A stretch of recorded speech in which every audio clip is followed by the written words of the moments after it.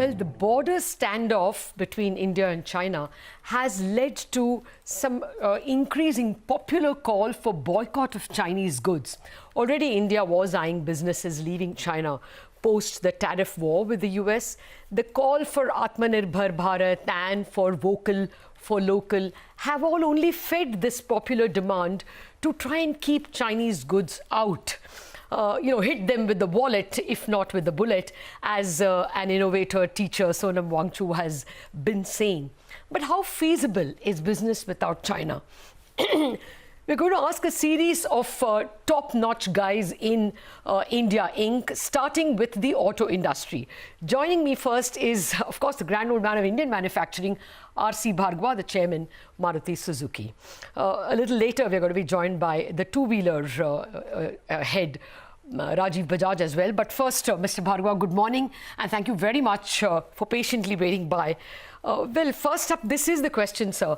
You know, how integrated is the Indian automotive industry? Is, business without China even conceivable? You know, Lata, the imports from China take place only because they are necessary for manufacturing vehicles. The components which come in from China generally go into the supplies from the vendors. The various assemblies and components which come from the vendors, they incorporate most of the Chinese imports. Maruti as a company does not need to import from China at all, but our vendors do. Now, it's not easy for these vendors to find alternative sources or to develop alternative sources. It takes a lot of time. What is more important is it will take a lot of cost penalty on the side of the vendors, which ultimately means a cost penalty to the consumer. And I think we need to look a little further into this, that firstly, I'm not aware of all the niceties on the political front as to what kind of pressure stopping Chinese imports will do in trying to settle the border problem. One reads in the press that these problems are getting sorted out, but that apart, I don't want to go into that. The real question I have is that nobody seems to be asking, why do we need to keep importing not only from China, but from other countries in such large quantities over such a long period of time? Why has Indian industry not become capable of manufacturing all these components in India, manufacturing it at competitive prices? I think that's the question to ask. Well, that's a fair point, sir, because, I mean, if we can make a very competitive car like the entire fleet of Maruti cars, then why not the components is a very fair question. But even without the border standoff, there has been an increasing cry for raising tariffs or being self-sufficient in other countries as well. Maybe they restrict it to some, the US has its own things that it wants to protect. France has been speaking about security in terms of food. So there is an inward looking everywhere. Do you think, therefore, that, a lot of the components that are manufactured can be manufactured in India? What is even our ability to do without China? You know, in the United States, if they increase tariffs, they'll still keep importing, and there is enough affluence in the United States for the customers to pay the higher prices in most cases. In India, affordability is a huge issue. And if by importing tariffs, you're only raising the cost of the cars, sales will come down, industrial growth will come down, employment will come down. So I don't see that raising tariffs and increasing prices of the products which use the Chinese imports is actually going to benefit the Indian citizen at all. I think this is more of an emotional reaction to the border problem. I don't think it's a well thought out solution to what we need to do, both to resolve our differences on the border with the Chinese and also to, in the long term, reduce what we are importing from China and elsewhere. To be fair, the political authorities have not articulated anything in terms of boycott Chinese. The call was more pro-India in the sense vocal for local, and the Home Minister saying that if 130 crore Indians were to use only Indian goods. So it was more pro-India rather than anti-anybody. I will have to be fair. This is more a populist call or a popular call that we should hit them with the wallet and not bullet. But in your estimate, even other reports, there was a Nomura report which said that 56 companies had left China as of, I think, October. And most of them had made their way to Vietnam or Thailand. What can we do to ensure that those who diversify out of China or anywhere look to India as a destination? Lata, that's exactly what I was saying earlier when I said that we need to look at the reasons why in India we do not manufacture competitively. These companies who are leaving China and looking to establish production elsewhere look to consider places where they can manufacture, if not as competitively in China, and as nearly as competitively in China. All these 70 years, we've never been able to attract manufacturing FDI in any significant amount.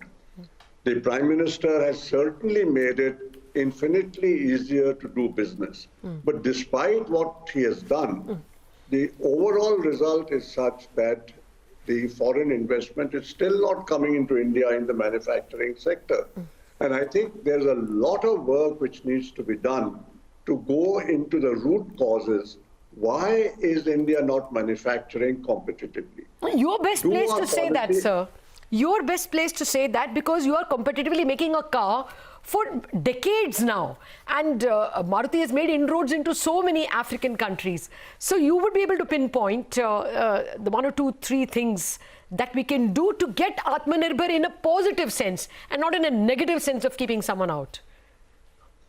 Lata, I've been looking into this. This is not the forum to talk about it, but I've just completed a book which is going to be published on the importance of competitiveness and why we are not competitive. But the fundamental reason which I come across are 2 or 3 reasons. One is that I think policymakers in India have never attached any importance to competitiveness. Policies have not been designed to promote competitiveness because we don't understand what goes to make manufacturing competitive. We don't have trust between the government officers and the industrialist, and therefore government officers are very, very reluctant and hesitant to do anything which will facilitate better manufacturing practices, which will help to reduce costs. And competitiveness is about reducing costs, amongst other things. We have laws and policies and input costs and other methods of work which all add to cost.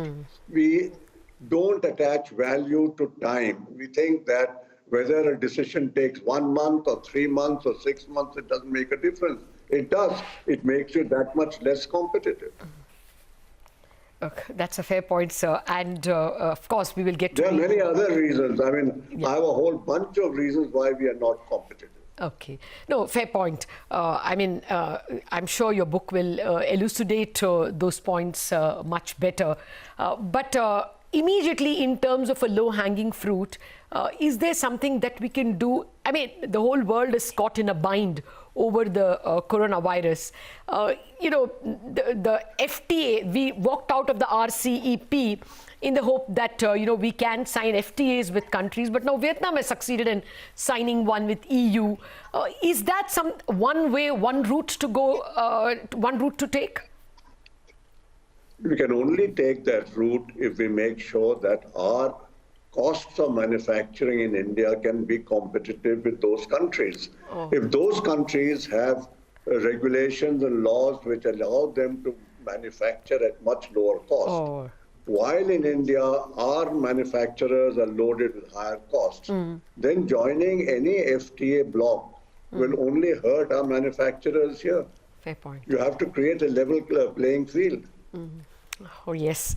Yeah, the same problems that beset us in multilateral arrangements will beset us in a bilateral arrangement as well. I take your point. Okay, well, since I have you with me, I do not want to miss the opportunity of asking you, how much are things opening up, sir? Is it more a supply side issue, or are you tackling more demand side issue? Can you just bring us up to speed? You know, it's a little surprising, and it's not something which I can say is going to be sustained or not. But in recent days, the demand level in terms of new bookings and all has been almost at the level what it was pre-COVID. And it looks like whether it's pent-up demand which is coming out, whether it's new demand, nobody can work out so early. But the demand side at the moment is not at all creating an issue for us. Ramping up production is still a problem because of supply side, because of all the issues relating to safety and things like that. It is a problem ramping up production because, as you know, we have to get 100% components, and which means that no vendor can afford to fall short of what he's supposed to provide. And that's where it's going to take a little time in ramping up. In our own factories, we are not able to reach anywhere near full productivity because of these regulations which we have to observe for safety. So it's going to take a little time to get there. So I think for the next couple of months, at least till July, possibly some part of August, I don't see demand being a problem till then. How it will be after that, I can't predict at this point of time. Okay. Then maybe if you can give us some color, is it, I mean, I would assume some of your retail outlets in cities like Mumbai and Delhi and maybe even Bengaluru are not yet open, and these could be big demand centers. So what is it, more tier 2, tier 3 kind of cities? Is it rural demand? Most of the outlets have opened. I think we have about 3,100 outlets. Okay. And barring 300 or 400 outlets, I think the rest are all functioning.